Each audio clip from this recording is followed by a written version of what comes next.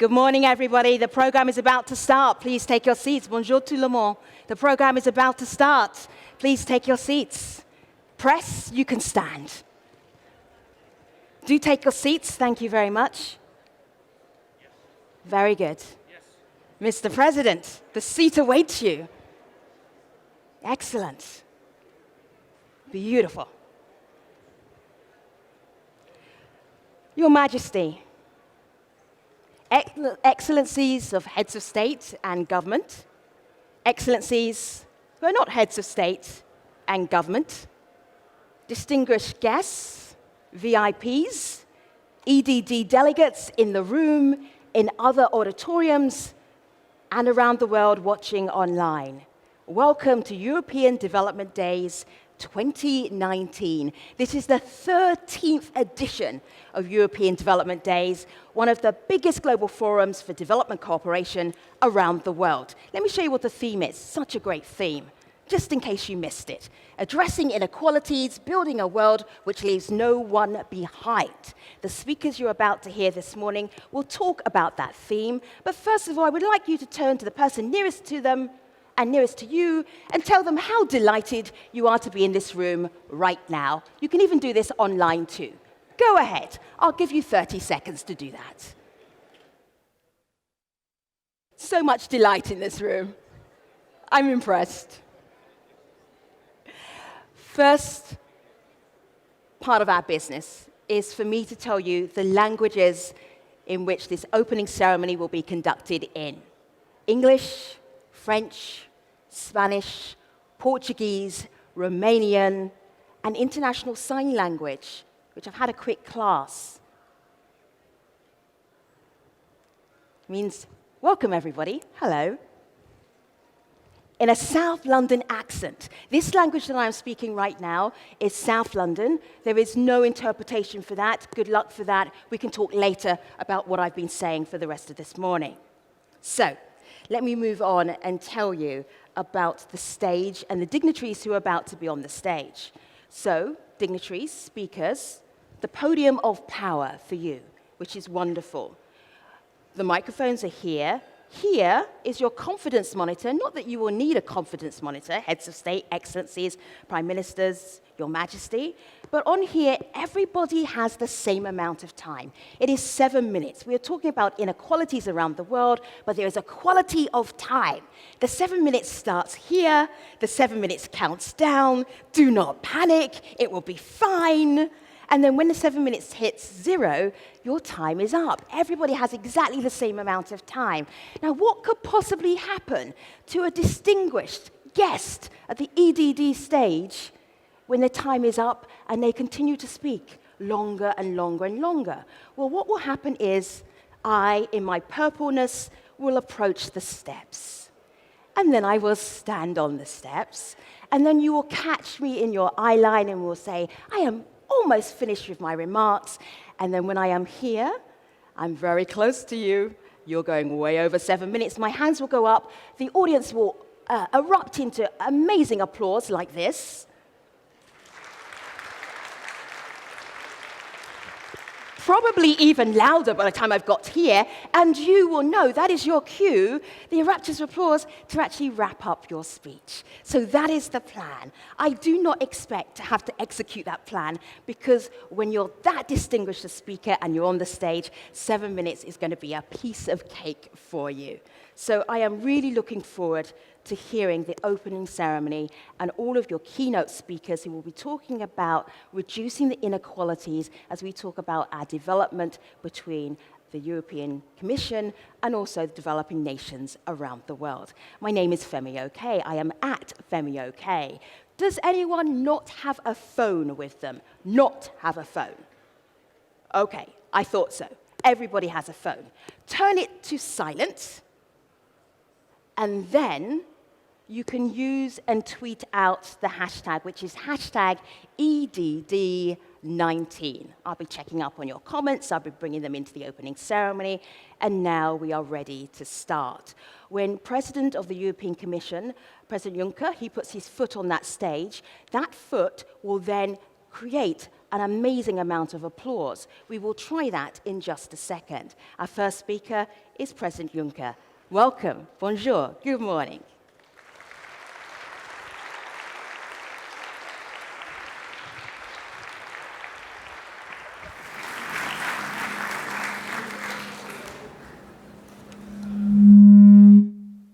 Hello.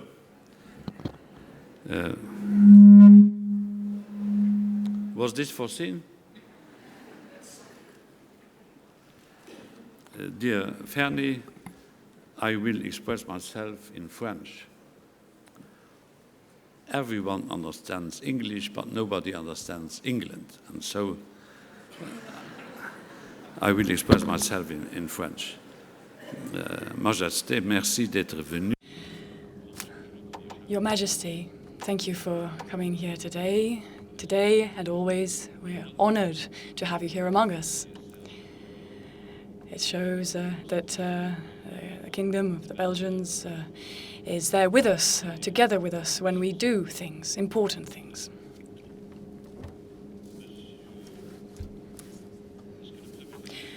Is the Belgian Prime Minister in the room? He's never there when we expect him to be. Anyway, hello from the podium. Power. This is a place of explanation. The European Union is not a power-driven entity, but someone who wants to be with you. Monsieur les President, Prime Ministers, ladies and gentlemen, ministers, ladies and gentlemen, members of the European Parliament, ladies and gentlemen, members of the Belgian Parliament, dear friends. I am very happy to be here with you today. All my speeches start with, I'm happy to be here, and usually it's not the case, but today it is true, because I really like European development days, and I love being here among distinguished guests. There are various presidents, prime ministers, ministers that I know and that I'm happy to know, and I'm happy to see everyone gathered here today in the beautiful city of Brussels.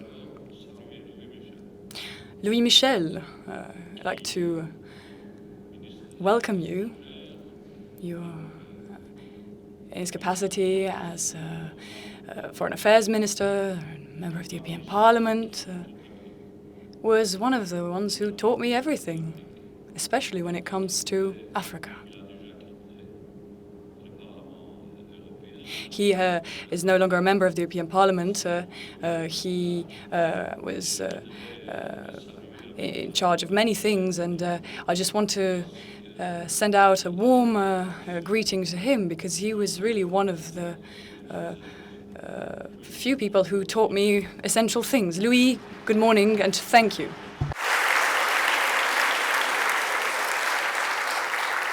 Il m'a appris, entre autres, Among other things, he taught me that Europe doesn't exist just for itself. It has obligations across the world.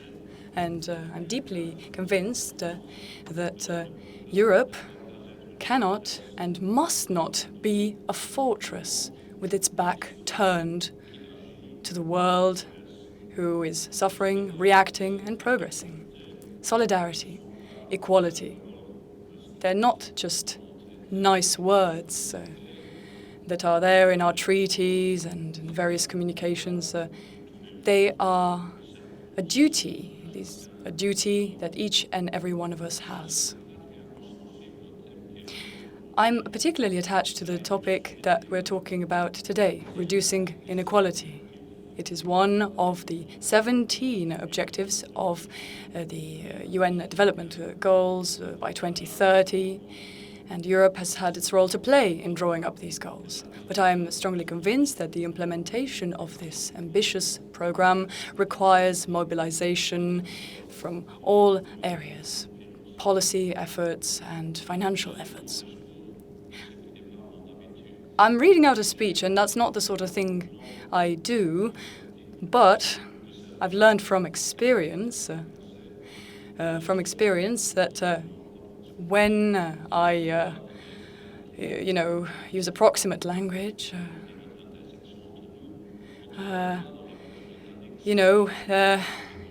in the British press, it doesn't always come out, the way I'd intended it to. So I just want to make sure I'm reading and I'm understood, well, apart from in the UK. C'est un sujet seul. So this topic, this is something that I always think about. It's something that's close to my heart. So what I've mentioned is very important to me. I've always thought that in Europe and elsewhere, people stand as one. Whenever there are inequalities, they must be addressed. And it is important, from a political point of view, to look at social cohesion and to look at where it should be and where it should happen. The people stand as one because everyone inhabiting this planet have the same dignity. There are no differences in dignity between continents. Dignity is one and the same for all. At the beginning of my tenure as President of the European Commission, I said that we should be ambitious and have a sort of a AAA on the social front. It's just as important as a AAA on an economic front. This is why throughout my political career I've wanted to see the day where there's a European pillar of social rights. And this is what brought us together a couple of years ago in Gothenburg, in Sweden. Social matters, a true priority of the European Commission. The 400 billion generated for the Juncker plan, 20 billion investments, 20 billion out of that were earmarked to fund this European pillar of social rights in Europe. Fighting poverty, that's an ongoing battle in Europe, and it's important for all of us. Policies aimed at boosting growth, competitiveness, and the investment plans, all of these things have one sole aim: to bring women, men, and children together at the heart of society.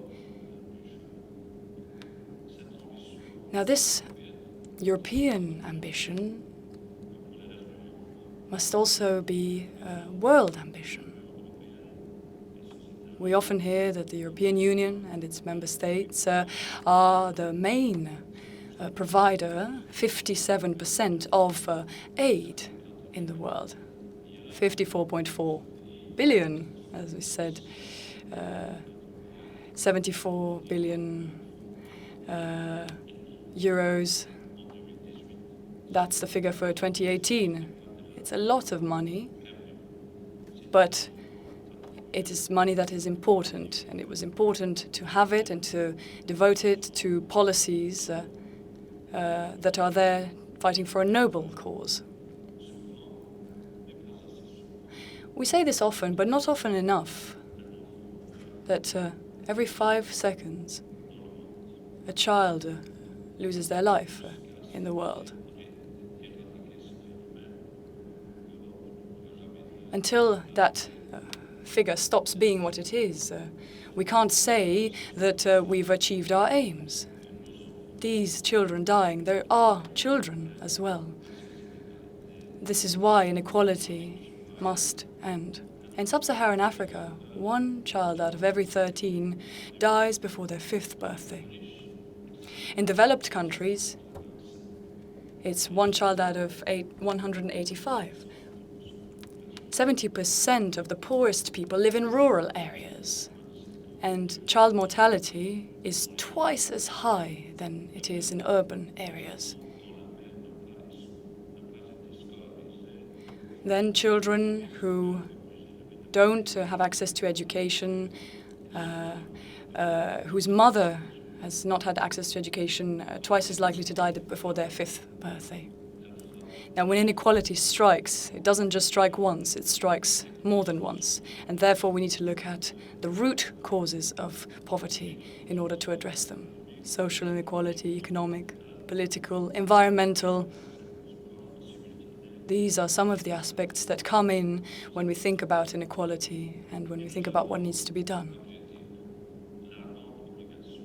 And it is our utmost obligation to act as of now, not tomorrow, as of now. We need to do more, and we need to do it better immediately so as to ensure that we can safeguard respect and dignity for all human beings without discrimination, especially when it comes to women. Women have the future in their hands.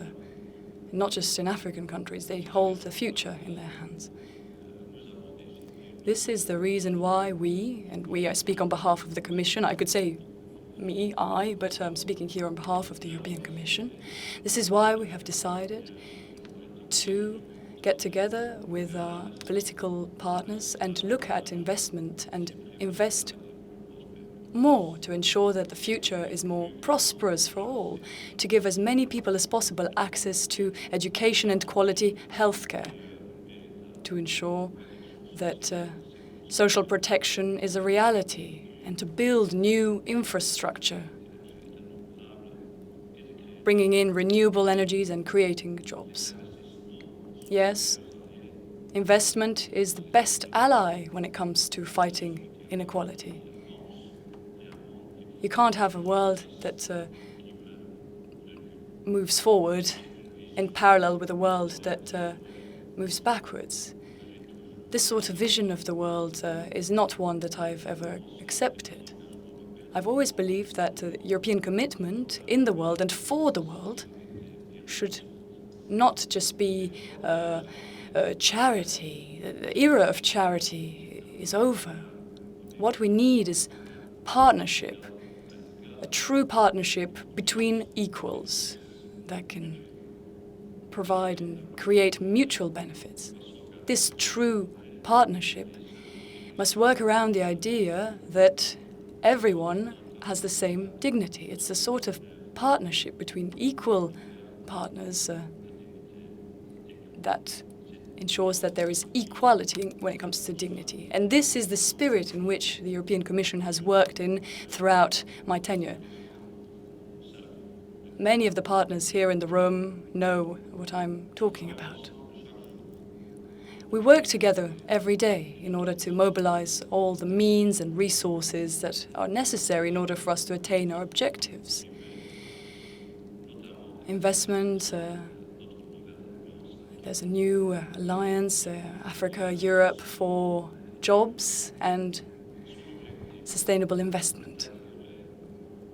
These aims, these objectives have brought together various investors from both sides, and we're talking about blended funding and guarantees, and this should lead to the creation of 10 million jobs in Africa over the next 5 years. A number of initiatives have seen the light of day in the context of these ambitions. The external investment plan, 5 billion euros by 2020. 37 billion euros are already in the pipeline, so to speak. Now, mobilizing national resources with the support of the European Union, with the approach Connect More, Spend Better, in order to make the best possible use of resources, all of this while fighting illicit cash that costs much money to developing countries every year. And there's also mobilization so as to ensure that our trade exchanges can be boosted, because trade creates jobs.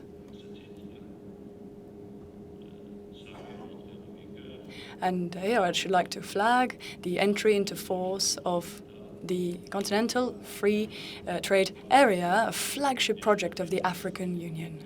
And the message to our African friends, especially my friend Paul Kagame, who is here in this room, who has put a lot of perseverance and a lot of ambition into this project. The European Union will always stand by your side when it comes to implementing this plan. I've said it before, and I'd like to repeat this here today as well. It's a free trade area between the countries in Africa and the European continent. Hopefully that will happen in the not too distant future. And of course, efforts made in education, that's also a vital effort when it comes to fighting poverty and inequality.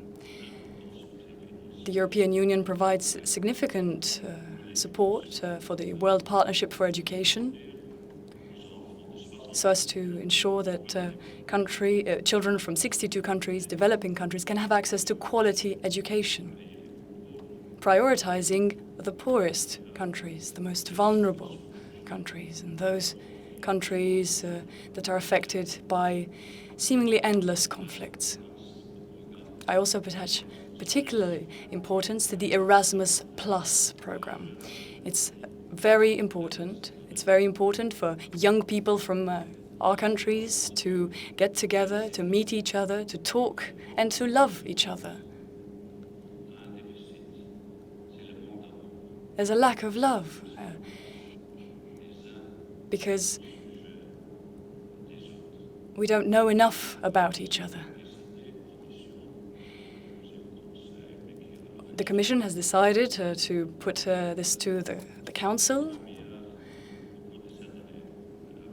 to earmark 30 billion in the country in the coming years to feed this into the Erasmus Plus program. And this will enable 3 times more exchanges to take place. Now, you will have seen that, well, you've heard, we all heard at the beginning that it's 7 minutes. I mean, that doesn't apply to me. It's 7 minutes only. But I just want to say that I'm so happy to see you all here today. And I hope that you'll have fruitful discussions and that I hope that it will lead to greater love between people. Love is endless. We'll do great things together.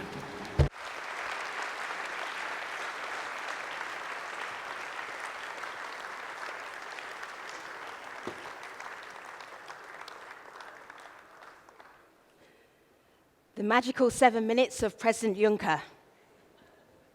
So I am going to be presenting everybody who speaks on this stage with one of these beautiful badges. They are a Think Twice badge. It was the way that European Development Days was thinking, how do we address inequalities? How do we even get people to think about what does inequality mean? So how about thinking about things that we do in our normal daily life that if we were in the developing world would be somewhat trickier? I was thinking about getting ready for work this morning. If I was in Lagos, I would have woken up at perhaps 2 a.m. I would have been ready an hour later, and then got in a car, and maybe just made it for the end remarks of this event, because transport is tricky and traveling is tricky. That was my Think Twice moment. President Juncker, do you like blue, yellow, or green? I think the blue would look smashing on you. I have so many decorations. This is for your favorite member of staff. You can gift it to them. Just started a staff war right now. It is my pleasure to welcome onto our stage Her Majesty the Queen of the Belgians. Good morning.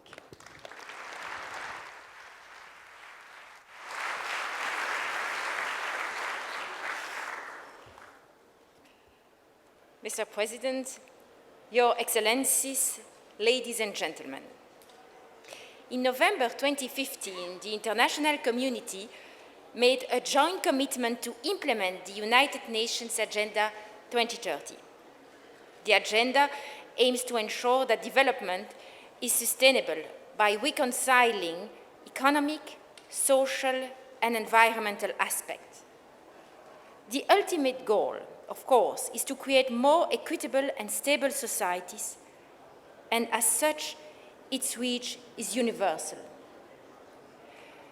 The agenda advocates a genuine transformation of our models, taking into consideration the limits of our planet and the need to end injustice and discrimination.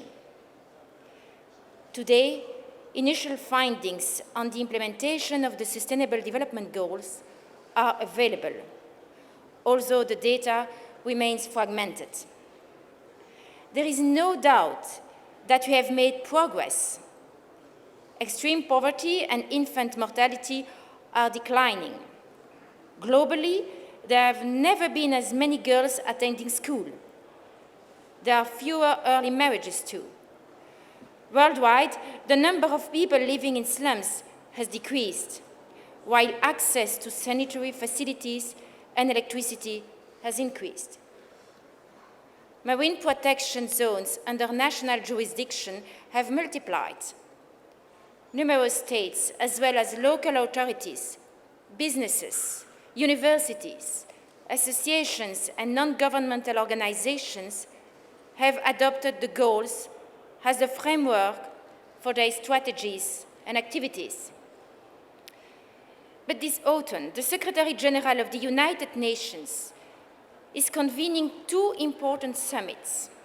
One will be devoted to the climate, the other to the Sustainable Development Goals. The Secretary General's analysis is that progress in the implementation of the Sustainable Development Goals is too slow, and the progress that has been made is too disparate for us to achieve all of the goals by 2030. Indeed, in certain areas, a significant proportion of the population has remained untouched by progress. In others, the tempo of the improvements is slackening, and trends that have been positive till now are reversing. Access to drinking water is a case in point. The worrying trends in global warming, loss of biodiversity, and the exploitation of natural resources are compromising the achievement of other goals. We can successfully focus efforts on each goal individually, but achieving them also depends on the collective and coherent implementation of all 17 goals. We must act urgently to honor the commitments to which the international community has subscribed. L'objectif 10, réduire les inégalités dans les pays et d'un pays. Reduce inequalities between countries, that's what we're looking at now, and it covers an enormous area to reduce the gap between the richest and the poorest, promoting inclusion, the inclusion of marginalized groups in society, to do away with all types of discrimination, remove all types of discrimination, and create opportunities for the poorest amongst us.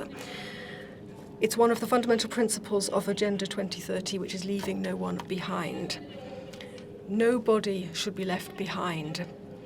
Everybody should be included. But reducing inequality is a guiding thread through the whole of Agenda 2030, because the aim of Agenda 2030 is to reduce poverty, to eliminate hunger, to ensure well-being and healthcare for all, equal access to quality education, creating quality jobs, and doing away with the gap between men and women, too often a gap between men and women in terms of their opportunities, their decision-making power, their income. That's also part of the objectives. Defending the Sustainable Development Goals of the United Nations. Obviously, I feel that it's very important that we discuss eliminating poverty as one of the themes of the European Development Days. We're going to have in-depth discussions on the cause of this inequality, on the reason why it continues to exist, on the consequences, on the policies that we can have in order to counter this, is very topical. We need to tackle the causes of inequality. If we don't do that, it's going to compromise the implementation of the whole of Agenda 2030. In a lot of developing countries, we're seeing an increased difference, an increased gap between the highest incomes and the lowest income. The highest income for a very small number of people in the population, which increases people's feeling of injustice. Often inequality is multiple. A woman in a rural area, in a poor country or a country where there's a conflict, that will reduce your opportunities, access to water, access to education, maternal health care, access to income. The poorest sections of society are the ones that are most affected by natural disasters, which are often, of course, linked to climate change. There were the two cyclones that recently affected Mozambique. Everybody will remember that, of course. Most vulnerable sections of society, therefore, suffer from multiple inequalities, sometimes affecting their whole life. Serious malnutrition from early childhood, which, of course, has serious consequences when it comes to somebody's growth and their intellectual development as well. Access to quality education is important, otherwise this undermines your access to equality. People who suffer from mental illness, for example, are cut off from society, cut off from their families, their work, their community. And if the necessary measures aren't implemented, then we'll see these inequalities continue and pass down from generation to generation. And in order to combat this vicious circle, the benefits of economic growth should be benefits for all. They should reach all levels of society, thanks to targeted measures and innovative measures, taking into account their specific situation and countering indifference and discrimination. I think it's important, therefore, that we focus on young women and young men in particular, citizens of tomorrow. Their opportunities for job integration into society, their future is rather uncertain at present, so we should concentrate on that. And I do wish you very fruitful discussions over these 2 days. I think that it's important for everybody to be able to live in dignity without any fear or any needs. That should be a guiding principle, and is indeed a guiding principle of the Sustainable Agenda of the United Nations. Thank you.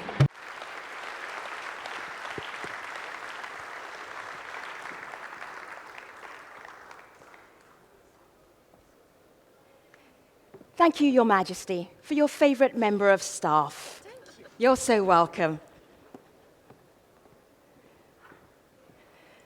I am sitting next to the press right now, and they're writing their stories as the various speakers are coming up on stage. One of the speakers said to me in French, "Is President Kagame, is he speaking?" I was like, "Oui, he is speaking." President Kagame also got an honourable mention in the opening remarks of President Juncker. So there is so much pressure to deliver in his 7 minutes. Good job he's a head of state, because I would not want that kind of pressure.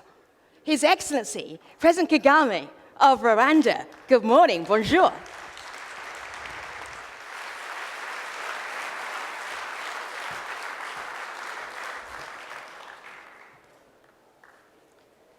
Majesty, Excellencies, heads of state, government, and heads of institutions, distinguished leaders in this room, a good afternoon to you all. It's a pleasure to be back in Brussels for this important forum, and I thank President Juncker for the kind invitation.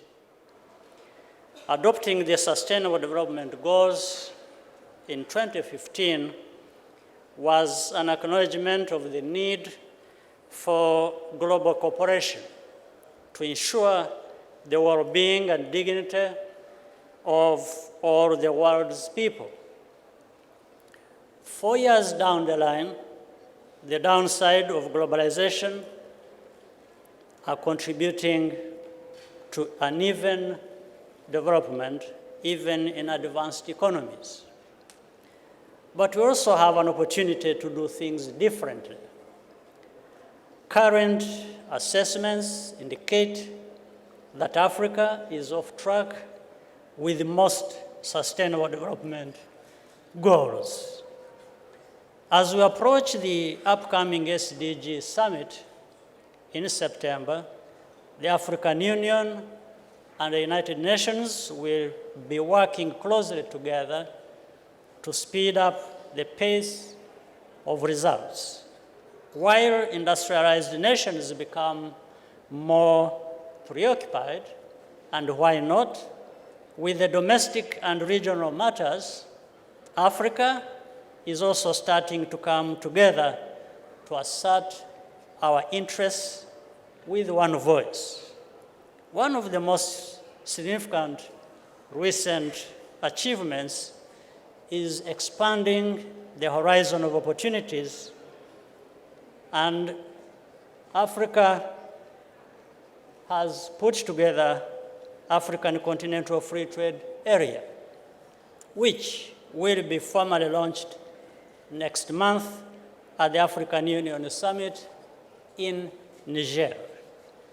There is more work ahead to make sure that this agreement results in increased prosperity for all our people, but are eager to get started. The task of addressing inequality has always been the primary responsibility of each individual country.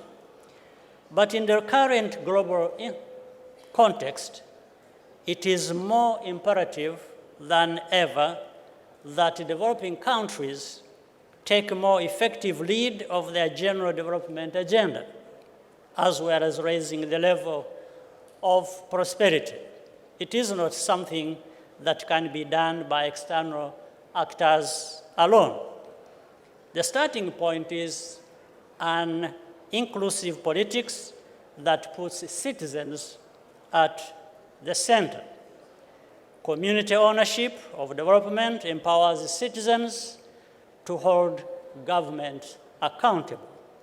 This builds public trust, without which it is difficult for governments to define the challenges that impede progress and implement appropriate solutions. In Rwanda, we have been able to get some good results relative to the limited level of resources at our disposal, particularly in areas including health, access to education, and environment. This shows what is possible in other areas and on a large scale, especially by investing in human capital and technology. In addition, we are working to create new employment opportunities for women, youth, and vulnerable groups so that they are able to make full use of their talent and innovation to achieve a better standard of living. I cannot conclude without acknowledging the increased understanding and acceptance by our development partners of the need for those on the receiving end of assistance to drive their own development agenda. It is a positive trend that is leading to better results for all of us involved. Finally, I wish to take this opportunity to congratulate President Jean-Claude Juncker as you complete your mandate, and thank you for your commitment and in leading this partnership. Indeed, we appreciate the strong and productive partnership that has been built over time between the European Union and both Rwanda and Africa. We wish you the very best in your next endeavor. I thank you all very much and wish you fruitful discussions during this gathering.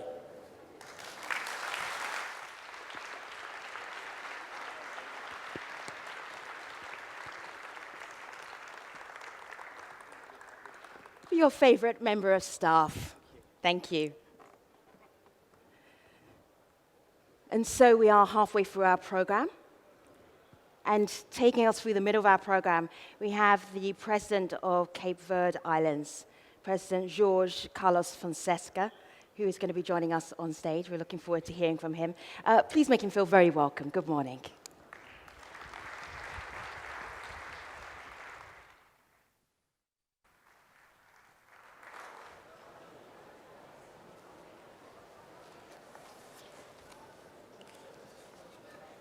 Bonjour à tous. Good afternoon to everybody. Your Majesty, the Queen of the Belgians, Excellencies, Presidents, and my dear brothers, Prime Minister, distinguished guests, ladies and gentlemen. First of all, I'd like to thank Mr. Jean-Claude Juncker, the President of the European Commission, for his kind invitation to me to take part in these European Development Days. It's an enormous honour for me and for Cape Verde to be involved and to be part of this very important meeting on development issues that are, of course, of relevance to all of us. Social inequality is a very relevant and current topic because social inequality is something that can undermine social cohesion and compromise the development of any and every country. No country in the world, be it a developed country or a developing country, is immune to social inequalities or indeed the nefarious effects of social inequality on the people of that country, on their well-being and on the stability of their society. Cape Verde has always expressed its concern and its interest in stability in society. We've always tried to implement policy that will reduce unreasonable inequality. There are three priority areas: education, healthcare, and combating poverty. On education, first of all, there my country has made significant progress, particularly when it comes to secondary and higher education. We've been able to extend access to education to all levels of society and therefore reduce inequality. In the healthcare sector, preventative healthcare, and also implementing the main objectives of the WHO, the World Health Organizations, the indicators show that we are at the top of our continent. We saw that at the recent, the second African Health Forum that was held in Cape Verde, and it was my honour to chair that forum. The average life expectancy of the people of Cape Verdeans is now 80 years, the average life expectancy. On combating poverty, obviously we have to deal with material constraints that we have, but a lot of effort has been made, particularly when it comes to adopting measures to have a social security system in place,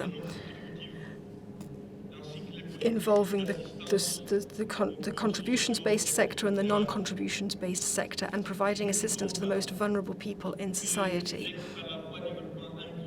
It's only through inclusive development, that's one part of economic growth, but it's only through inclusive development that we will be able to address conclusively the problems of inequality. And despite the progress that has been achieved by Cape Verde, we're an middle-income country, And we're aware of the fact, though, that our economic growth has not reached a level that will enable us to reduce our dependency on outside factors in the outside world, and to focus and to combat the main problems that we have, the main challenges that we face in our society, for example, youth unemployment. It's a globalized world, and the main problem that we face is the enormous the enormous inequalities between different regions. We're a small island state. It's difficult for us to find a way to develop our potential and integrate into the economic development process.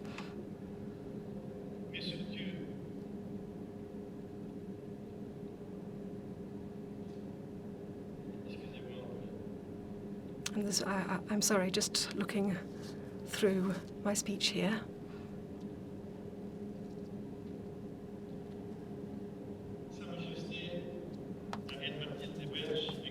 Your Majesty, the Queen of the Belgians, Your Excellencies, distinguished guests.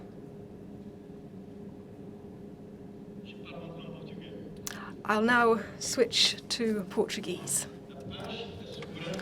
Peace and security and social cohesion within the context of an ever-deepening democracy and the creation of an ever deeper rule of law. Those are our main objectives in trying to serve the objective of improving people's well-being. Poverty has reduced in has fallen in Cape Verde, but it's still very high, 35.4%. Extreme poverty, 10.6%, and unemployment is still a serious problem. The national average is 12.2%. That was the figure for 2017. With a very high percentage amongst young people, aged 15 to 24, 32.4%, and amongst women, 12.8%. Excessive political administrative centralization and the fact that development has very much focused on the tourist sector in some islands has led to enormous differences in levels of poverty in different regions, also employment rates. Now, Cape Verde, like most island states, is particularly vulnerable to climate change and the impact of climate change and national disasters, such as natural disasters such as drought. The fact that our country is an island means higher costs when it comes to providing social services and when it comes to developing infrastructure as well. Just like the countries that you all represent, Cape Verde adopted Agenda 2030 and has made a commitment to achieve the Sustainable Development Goals. So achieving the Sustainable Development Goals, in particular Sustainable Development Goal 10, means that we have to act differently. We have to innovate in our actions so that we can indeed reduce social and regional inequality.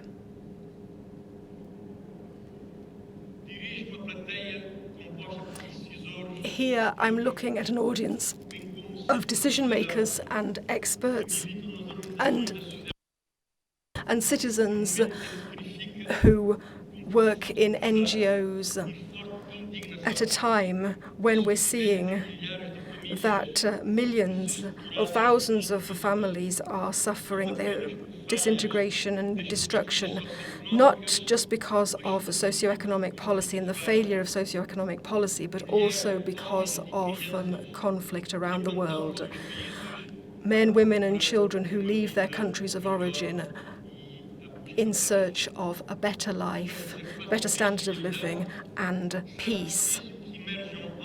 And in order to deal with this sad reality, we need strong, courageous leaders who can change the world, open up the horizons, encourage not just decision makers but also ordinary citizens, so that together we can find solutions to build a different world, to create a different world, a multicultural world, while safeguarding human rights and fundamental freedoms and promoting the well-being and the welfare of people everywhere.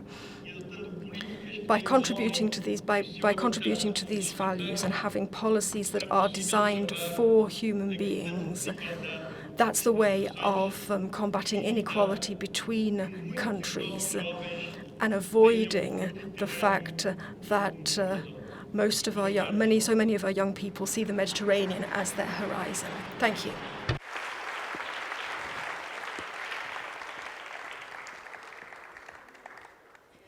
Thank you very much, Mr. President. Thank you. So it's quite tricky when you have a program like this with back-to-back fabulous speeches.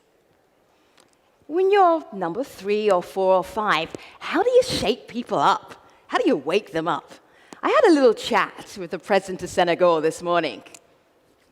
I'm looking forward to your reactions when he finishes at the podium of power, because he had some excellent ideas about development and cooperation that I thought, how has this not been thought about in the whole 13 years that EDD has been in existence? President Macky Sall, come and stir everybody up. The podium is yours. Bonjour.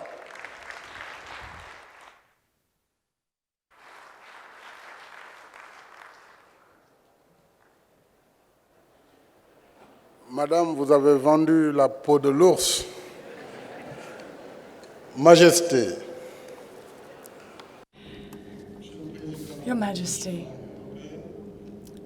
President of the European Commission, President Paul Kagame, President Jorge Carlos Fonseca, President of the European Parliament, ladies and gentlemen, commissioners, ladies and gentlemen, distinguished guests.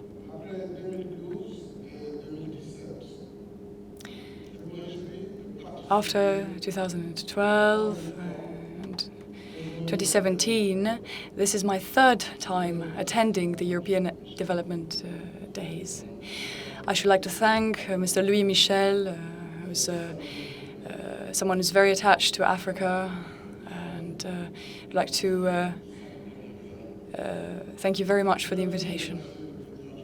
I should also like to thank President Juncker for the invitation. There's been renewed confidence, a renewed friendship, and actual solidarity. This shows there's so much of that between the European Union and Senegal. We share many common values: peace, freedom, democracy, and respect for human rights. And it is on this basis, on the basis of these shared values, that we've been able to have political dialogues, continued political dialogue between the EU and Senegal under the Cotonou Agreement. This took place just last week in Dakar. Now, the theme of this European Development Days, what we're discussing, shows that we also have a common issue, common challenge to face: the fight against inequality. It's a major challenge. It's one that remains persistent among many different nations, within different nations, in countries where growth is not for everyone and where distribution of national wealth ignores social justice to the detriment of society. And there's frustration and a rise in extremism, including a rise in violent demonstrations. Now, when the imbalance between rich countries and poor countries becomes more marked, well, we all face the same danger: instability. And that's also fueled by clandestine migration and criminal networks And this is something that we've witnessed on both sides. So it is indeed in our mutual interest to fight against inequality in the process of development within and between nations. It's both a moral need, but also an economic and social need, and it's crucial when it comes to safeguarding peace, security, and stability for all. Now, there have been many issues that we're looking at here in the European Development Days, 12 topics. We're talking about governance, youth, climate. That was in the past, and today we're focusing more on inequality. And I think it's really important to think about this from the point of view of a partnership. Not just African, of course, we've got our friends from the Caribbean and from the Pacific region as well. It's good to look back and take stock of the efforts that have been put into this. And we also need to learn perhaps from where we have failed. When we say that we want a partnership that is based on equality, even though we don't all bring the same means to this, well, in the context of globalization, what that means is that solutions that need to be put forward are global solutions, shared solutions. This is why I'm here to say that I'd like to say that these European Development Days should take place, once in Brussels and then perhaps once in another capital in Africa or in the Caribbean or Pacific, to alternate the host city. And on behalf of Senegal, I'd like to say that we would welcome you anytime. If you want to come next time, you'd be very welcome. Of course, you have to pay for your trip there. But we'll make sure that everything in place is as it should be. I very much appreciate the program for Senegal, the main focus of which is democracy, sustainable rural development, food security in the rural context. And this program is very relevant indeed. But as we've all seen, if public aid still needs to be brought in to serve certain sectors, it's not going to be a future-proof approach. I think people can agree on that. So the relevance of the new approach coming from the European Union, focusing on private sector investment throughout the Juncker plan, for example, could be something that we could look at together. Senegal has come up with the Senegal Emergent Plan. We're entered the second stage. This was adopted during the course of December last year. And this really focuses on how important action from the private sector is. It's important to pick up where the public sector left off in areas such as education, healthcare, but also training, vocational training, so as to ensure that it has its role to play. So what have we done over the last 5 years in Senegal in order to fight inequality? So we've got this emergence strategy looking forward to 2035, structural transformation of the economy. We've got that, but also a second pillar, very important as well, is focusing on developing human capital, and a pillar for social protection that we're currently putting into place. So we've chosen priority programs to bring basic social services to the people in the remotest parts. And I think that's something that it's really important across Africa and across developing countries. You've got inequality within a country as well, and the areas that are not in the center, the areas that are out on they are the regions where most people leave from. So we want to make sure that we stop this imbalance. So we've launched an emergency program, community development, focusing on 4 priority areas: access to drinking water, access to electricity, rural electrification, looking at what can be done production-wise, and also providing equipment, household appliances to make women's life easier. So that's really important. And it also joins other programs in border areas. For example, universal healthcare, health insurance, that's really something that can address the needs of the most vulnerable parts of the population. We've also launched a wide program for grants to give grants to the most vulnerable families, those among the general population who are the poorest.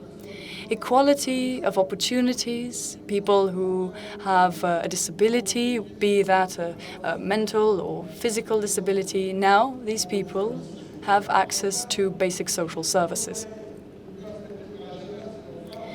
Now, in order to give future perspectives for women and young people, there is a delegation in place, and the idea is to support young business people. 50 million euros have been earmarked for this, and we've received support for this. So those are the main priority areas. Now, of course, education and vocational training are really the surest, the safest way to make sure that young people are employable and that they have their dignity and their place in the world. And this is the area, this is the road that we intend to follow. And I have no doubt that the European Union will continue to be one of our main partners. Thank you very much for your attention.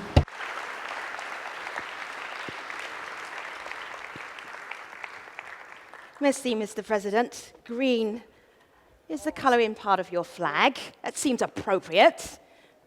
Excellent. Also, excellent advert for coming to Senegal. We shall see where European Development Days 14 will be.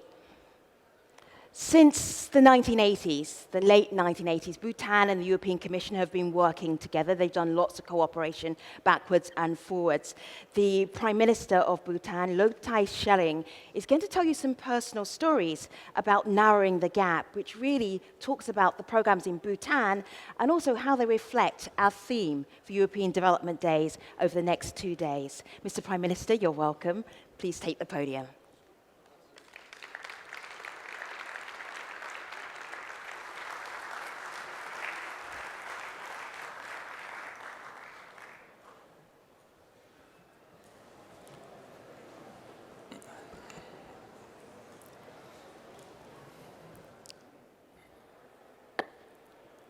Your Majesty, Excellencies, ladies and gentlemen,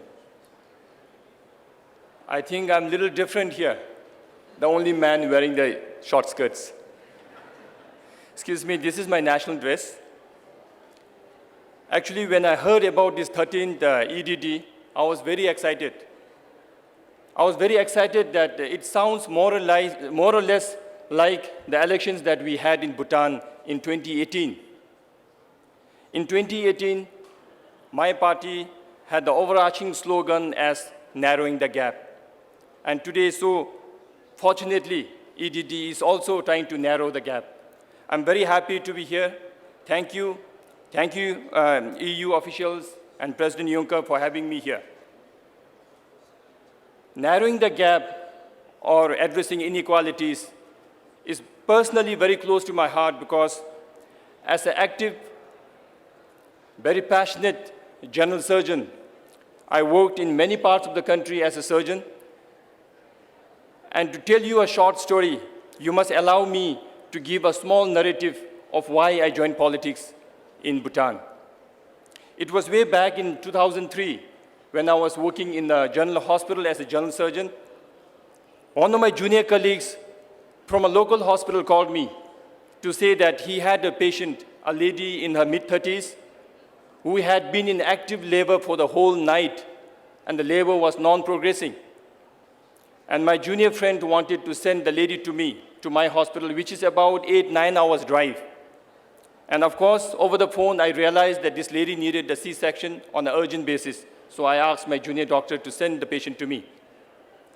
By the time we got the patient in my hospital, it was late evening. And unfortunately, the baby was no more alive. How much ever we try, we lost the lady after 2 days. This used to be the scenario some 10, 12 years back in Bhutan. On one end, we lose our mothers to obstructed labor. On the other end, we have people who could afford to go out, fly out for routine annual health checkups. So I thought this is not fair. Those were the days when I was really wanting to join politics, mainly to address this gap, the gap between first world and third world, the gap between rich and poor, the gap between the fortunate ones and the unfortunate ones. And in 2018, when we fought the election, my party had the overarching vision as narrowing the gap. And we pledged that we narrow this gap through two main social services, that is education and health. Health, of course, myself being a surgeon, I still practice. To address education, my party, as soon as we assumed office, we raised the bar of free education from class 10 till 12. And our parliament summer session is going on now, and I proposed to the parliament that the teachers be the most highly paid civil servants in my country, which in a week's time, if we get passed, teachers in Bhutan will be the most highly paid professionals.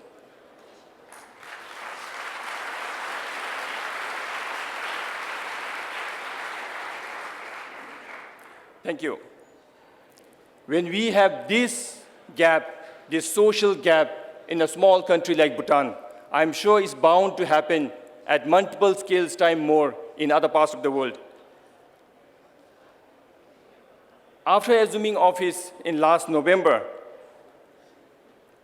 we have been working very closely with all the bureaucrats and all the professionals in the country. And what I found out is, as our king repeatedly used to remind us that the most effective, most powerful social levelers in the world is health and education. So on health and education, we'll try to fight hard for next 5 years. In Bhutan, as you all know, we follow the principles of gross national happiness. We don't really hunt economic growth that passionately, but we make sure that whatever we do, all the developmental activities, ultimately, end of the day, it should result in peace of mind of all the Bhutanese. Our constitution mandates that at least 60% of the country be under forest cover. And our constitution clearly ensures that there should be intergenerational equity when it comes to tapping natural resources. So any given point in time, the elected governments cannot do what we want to do with our natural resources, because our king will insist that the natural resources of the country do not only belong to this generation, it belongs to upcoming generations too. So we have to be very careful with that. Bhutan's commendable achievement that we have achieved now, we are where we are now because of the generous support from all our donor partners. EU being one of the major donor partners, I'm here to thank EU for all the support that you have rendered for Bhutan since early 1980s. When it comes to donor support, my government will be in office for next 5 years. And coincidentally, this is the last 5 years that Bhutan will implement our developmental activities as a LDC, least developed country. We are designed to graduate from LDC by 2023. While doing this, we want to make sure that every penny we get is invested wisely. While following the values of gross national happiness, while we implement the developmental activities, our laws are very strict. Our laws are very environment friendly, but not too favorable for rapid economic development.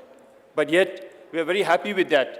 We are happy to maintain our country as it is, so that even if we don't get to enjoy rapid economic development, our future generations will be doing that.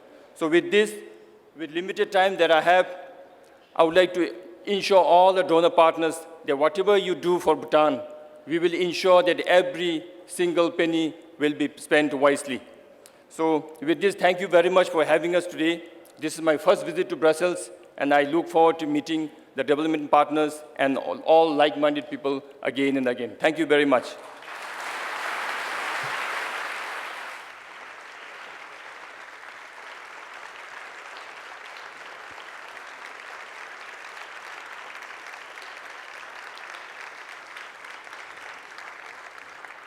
Mr. Prime Minister, I feel this would look perfect on your national dress. Thank you. I do not know if this is a warning or an encouragement, but if you are a journalist for 20 years, you could end up the President of the European Parliament. Is it a warning or an encouragement? I'm not too sure. But it is good to finally be able to welcome the President of the European Parliament, Antonio Tajani. Good morning. Oh, it's good afternoon now, but you're very welcome. Please join us.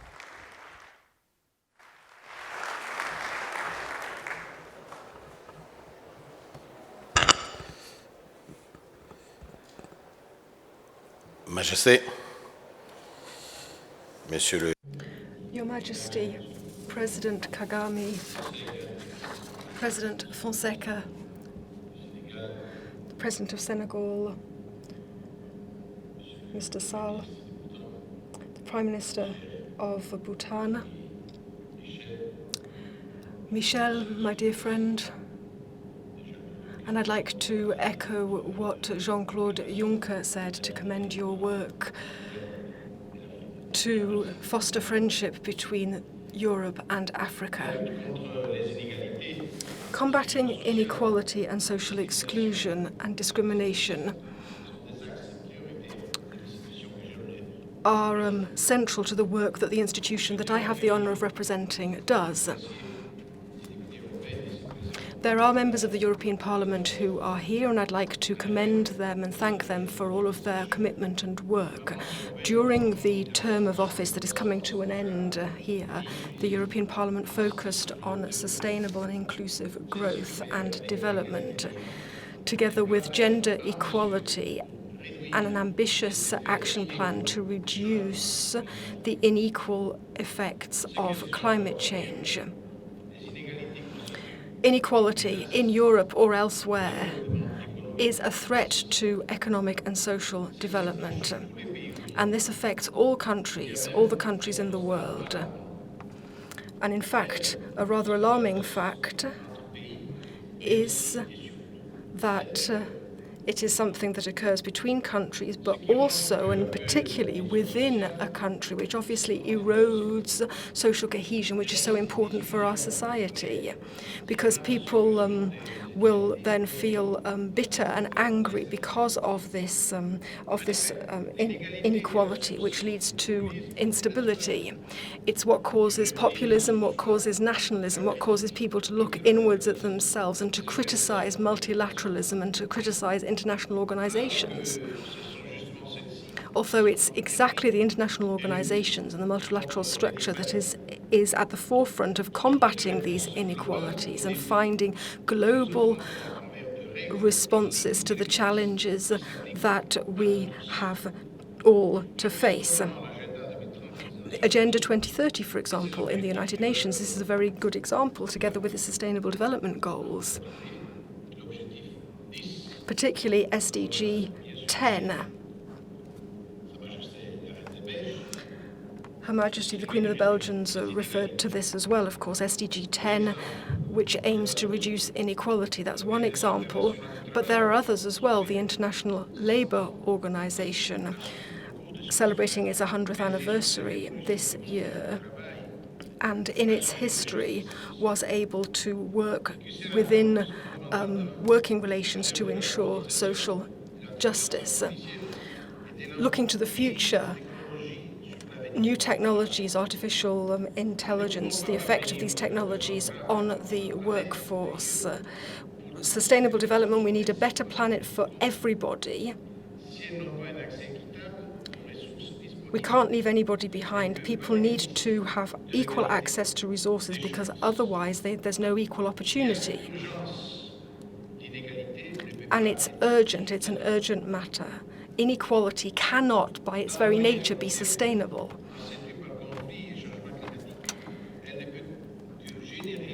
And in far-flung places that are affected by the effects of climate change and conflicts, it leads to migratory flows towards Europe, which then, of course,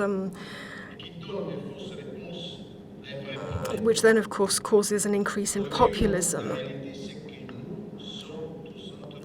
The reality, of course, is that we are all interconnected. We are all linked to each other. And important major changes need to be made in order to combat inequality at all levels and by all of us. For example, Africa is the most affected by climate change, but it's the least polluting of all of the continents. This is not fair, but what can we do to combat this? We need to eliminate poverty and extreme hunger. We need to invest in healthcare and education, social protection, and fostering entrepreneurship. Over the last few years, we've strengthened our ties with Africa at all levels, political, economic, cultural, and human. I think it's important that we change our approach as well, and we make sure that the private sector and civil society is also involved in development and cooperation policy, because this, of course, is something that is of a shared responsibility. Since the beginning of my term, I have defended a real Marshall Plan for Africa, accompanied by massive investment from the private sector. And the Commission has also already started to work in that area. But that's not enough, of course. If what we want is really to resolve the problem of migration, we need to work with our African partners and look at Africa through African eyes. We need to make a commitment together and work in several areas: in education, the business sector, economic diplomacy.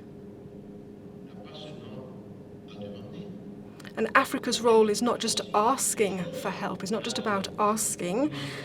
Africa also has an enormous amount to give. We're an industrial continent that needs raw materials.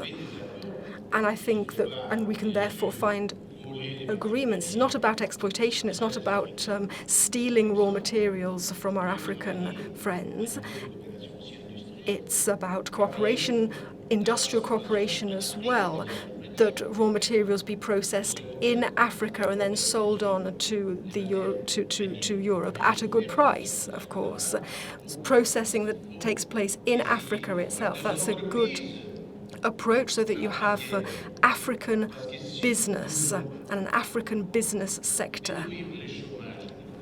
If we want to combat unemployment in Africa, what we need to do is boost growth and help young entrepreneurs, not just the large-scale entrepreneurs and the big companies, but also the medium-sized and the small companies. We can cope with this challenge, we can overcome this challenge, but we need a strategy that can't be just a European strategy. It's the whole of Europe together with the whole of Africa.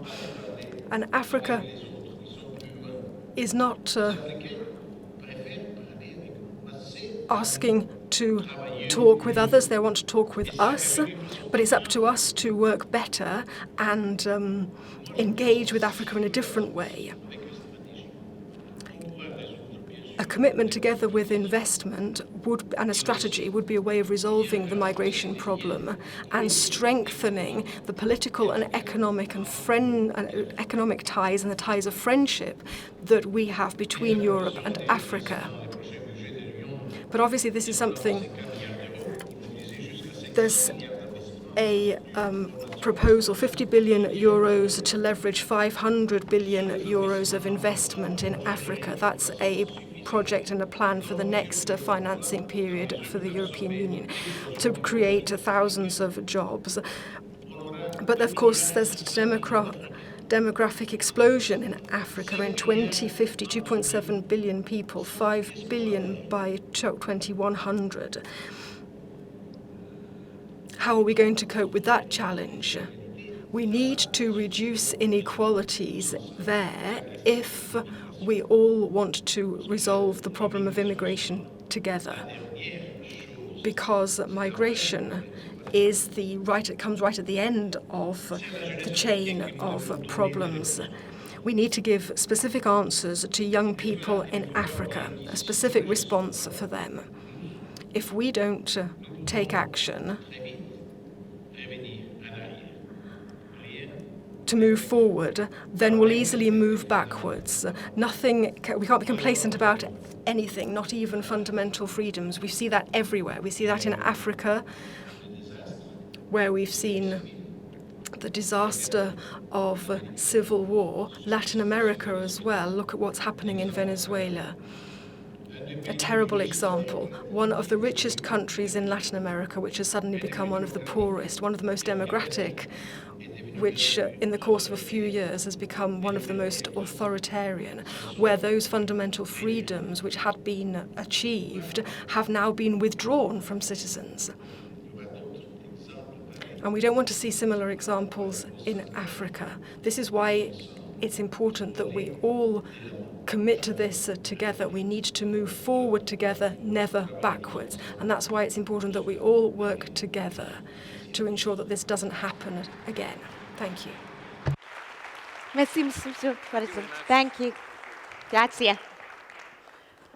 And so, we are officially started for European Development Days 2019. Let me tell you some of the things that I'm looking forward to. Have you heard of the Kapuscinski Development Lecture? You will very soon. In D7, 3 o'clock this afternoon, Tony Blair will be one of the people giving that lecture. Tony Blair is a former Prime Minister of the United Kingdom. You may have heard of him. Also, some of my favorite people at EDD, the young leaders. Those young leaders are going to be future leaders and will be probably at the podium in 20 or 30 years' time, maybe even less. And the Lorenzo Natali Awards ceremony is always beautiful, never to be missed if you can possibly help it. I know you have a lot to do, so our work is cut out for us to address the inequalities, to build a world which leaves no one behind. Thank you for being part of this opening ceremony. Enjoy European Development Days 2019. Give yourself a round of applause. It's a warm room. Thank you so much.